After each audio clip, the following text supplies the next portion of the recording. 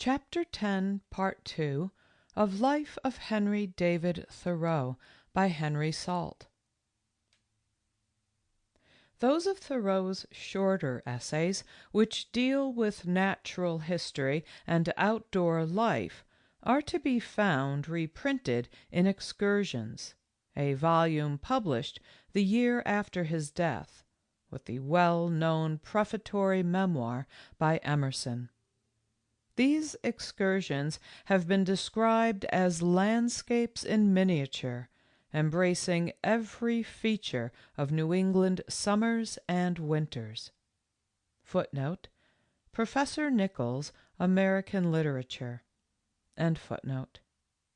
There is a wild, racy, indefinable charm about them which is all their own. They are by no means well finished and rounded off. When viewed from an artistic, or shall we say artificial standpoint, for Thoreau here loves to gossip on without regard to the laws of essay writing, and will not deny himself the pleasure of quoting largely, when the whim takes him, from his favorite poets, or from the old prose chroniclers who wrote of the places which he visited, nor will he spare the minutest details which concern his own experiences.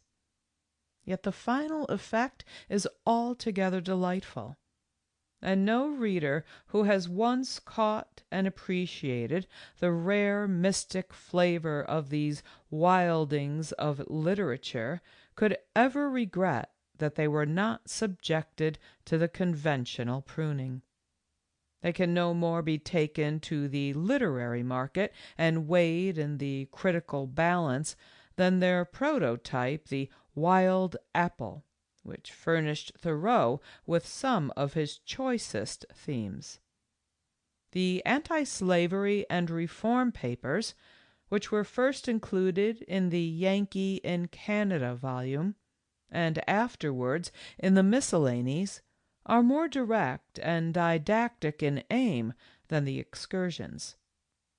Some of Thoreau's most brilliant and pungent sayings are to be found in these essays, of which the very best are the plea for John Brown, the most impassioned of all his writings, and Life Without Principle, which conveys in brief form the substance of his protest against the follies of modern society. The original source which provided material for all these essays and volumes was the Daily Journal, which was kept by Thoreau with great fullness and regularity from 1837, the year when he left college, to a short time before his death in 1862, and amounted in all to no less than 30 large volumes. This diary formed a complete chronicle of his outward and inward life, and was not a mere collection of chance jottings, but a private autobiography, written throughout with the utmost seriousness and devotion, useful not only as a record of facts and thoughts, but also as a means of stimulating further meditations. We have seen, in the story of Thoreau's life, how his daily walks were not, as with most men, a time of leisure and recreation, but an essential part of his day's work and of his duties as poet-naturalist. He went to hilltop or forest or swamp or river bank, not as an aimless wanderer seeking to while away an afternoon, but as an inspector going his rounds, and he paid his visits deliberately and on principle to such animals, birds, nests, trees, or flowers as he happened to have under observation.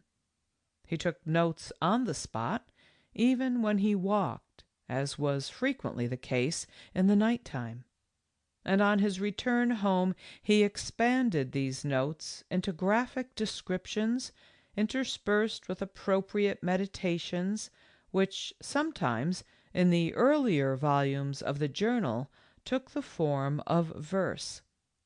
His notes on natural history constitute a large portion of the diary, and are often tinged with that tone of mysticism which so largely dominated his character. From this journal Thoreau drew freely when preparing his essays or lectures, as the case might be. But before being given to the world, every passage and sentence underwent further careful revision. After his death, the unpublished manuscripts and diaries remained for 14 years in the charge of his sister Sophia, who, at her death in 1876, bequeathed them to her brother's friend and correspondent, Mr. Blake. Footnote: Soon after Thoreau's death, there was a talk of publishing the complete journal, but Sophia Thoreau could not make up her mind to it, and the plan was dropped. In 1866, she wrote to a friend, "These papers are very sacred to me, and I feel inclined to defer giving them to the public for the present." End footnote. Portions of the journal have since been edited by Mr. Blake in 4 volumes, under the titles of Early Spring in Massachusetts, Summer, Autumn, and Winter, various passages, written in different years, being grouped together according to the days on which they were written, so as to give a connected picture of the seasons. This arrangement was apparently foreshadowed by Thoreau, who makes a note in his journal of a book of the seasons, each page of which should be written in its own season and out of doors, or in its own locality, wherever it may be. The years represented in these volumes are mostly between 1850 and 1860, the Walden period having presumably been almost exhausted by Thoreau himself. It has been noticed by a writer in the Academy, 1884, that the published journal contains no dates between the 10th of April and the 1st of June. This deficiency is, however, to some extent supplied by the extracts given in the Atlantic Monthly in 1878 under the titles April Days and May Days. A volume of Thoreau's letters was edited by Emerson in 1865. He was not what is known as a regular correspondent, and the number of his extant letters is not very great.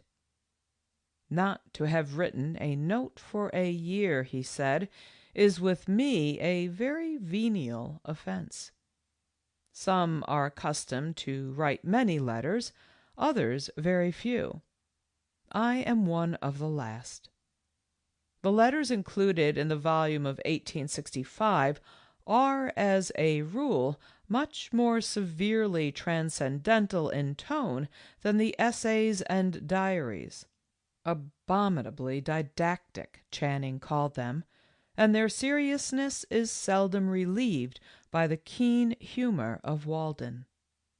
It seems that Emerson, in selecting them, made it his object to exhibit a perfect piece of stoicism, and therefore inserted only a few of the domestic letters, which showed the other and tenderer side of Thoreau's character, an arrangement which was justly described by Sophia Thoreau as not quite fair to her brother.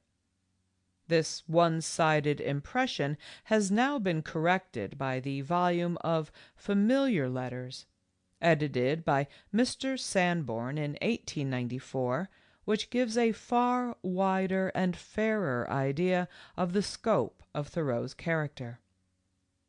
Last in the list of Thoreau's writings there remains to be considered his poetry. Strictly speaking, he can hardly be called a poet at all, for though he had a large gift of the poetic inspiration, he lacked the lyrical fire and melodious utterance which are at least equally indispensable to the creation of a true poem.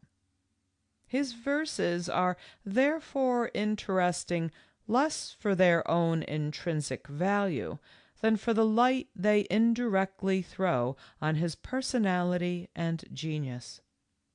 The description which Emerson gave of his own poetic talent may be applied totidem verbis to that of Thoreau. I am born a poet, of a low class without a doubt, yet a poet. My singing, be sure, is very husky, and is for the most part in prose. Still, I am a poet in the sense of a perceiver and dear lover of the harmonies that are in the soul and in matter, and specially of the correspondence between these and those. Thoreau's poems were mostly written from 1837 to 1847, when he was between 20 and 30 years of age. It was his method to jot down in his journal a stanza or two from time to time, and afterwards to combine these scattered pieces into a connected poem, each verse of which would thus be brief, pointed, and sententious. He had been strongly influenced by his early readings in the 17th century school, and the resemblance in his style to that of Herbert, Cowley, and other writers of that era is very striking, his poetry being distinctly of the same gnomic order, abounding in quaint conceits, thrifty maxims, and elaborate antitheses, with here and there a dainty stanza or series of stanzas marked by deep insight and felicitous expression. His idea of the poet's vocation is characteristic. The poet is no tender slip of fairy stock, but the toughest son of earth and heaven, and by his greater strength and endurance his fainting companions will recognize the God in him. He will hit the nail on the head, and we shall not know the strength of his hammer. Thus, in his poems, he is less the artist than the moralist, but the delicacy and nobility of the thought often lift the rough, unpolished lines out of the region of commonplace and make them pleasing and memorable. Take, for instance, this fine piece of blank verse from the Natural History of Massachusetts, 1842. Within the circuit of this plodding life, there enter moments of an azure hue, untarnished fair as is the violet or anemone when the spring strews them, by some meandering rivulet, which make the best philosophy untrue that aims but to console man for his grievances. I have remembered when the winter came, high in my chamber in the frosty nights, when in the still light of the cheerful moon, on every twig and rail and jutting spout, the icy spears were adding to their length against the arrows of the coming sun. How in the shimmering noon of summer past, some unrecorded beam slanted across the upland pastures where the johnswort grew, or heard, amid the verdure of my mind, the bees' long smothered hum on the blue flag loitering amidst the mead, or busy rill which now through all its course stands still and dumb, its own memorial, purling at its play along the slopes and through the meadows next, until its youthful sound was hushed at last in the staid current of the lowland stream, or seen the furrows shine but late upturned, and where the fieldfare followed in the rear,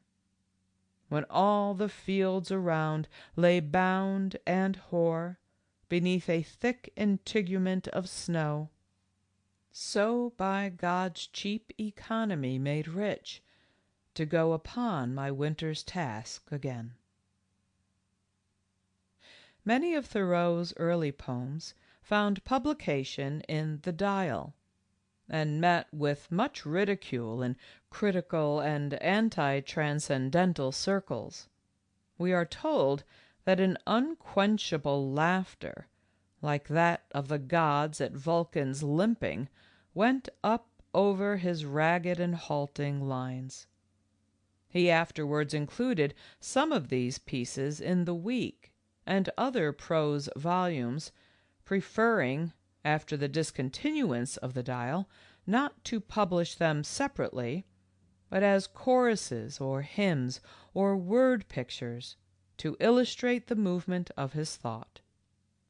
He told a friend during his last illness that he had destroyed many of his verses because Emerson did not praise them, an act which he afterwards regretted.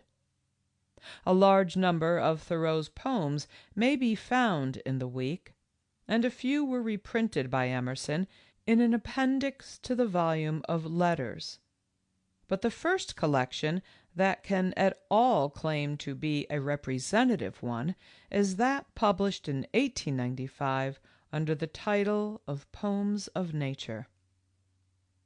The final conclusion of the reader will probably be that the best poetry of Thoreau's nature found expression in his prose. Great prose of equal elevation, he thinks, commands our respect more than great verse, since it implies a more permanent and level height, and a life pervaded with the grandeur of the thought. The poet only makes an eruption like a Parthian, and is off again, shooting while he retreats. But the prose writer has conquered like a Roman and settled colonies. End of Chapter 10.